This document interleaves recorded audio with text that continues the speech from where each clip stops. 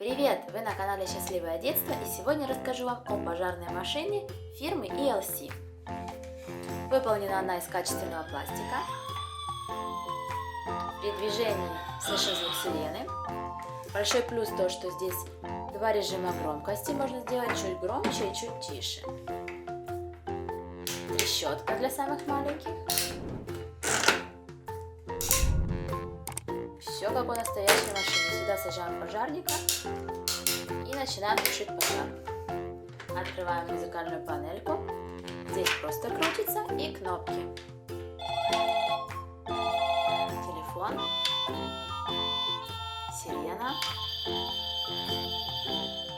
Звонок. И тоже звуки пожарной машины. Дальше поворачиваем машину. С этой стороны тоже открывается, но здесь нет звуковых элементов. Просто имитация того, что должно быть в машине. И вот я уже случайно нажала на руль. Рядом кнопка. Опять включает сирены и огоньки. Сюда мы можем посадить пожарников. Здесь предусмотрено для фигурок этой фирмы.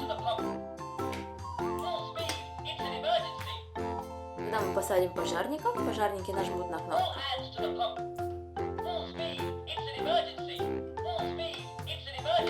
Несколько фраз на английском о том, что пора тушить пожар.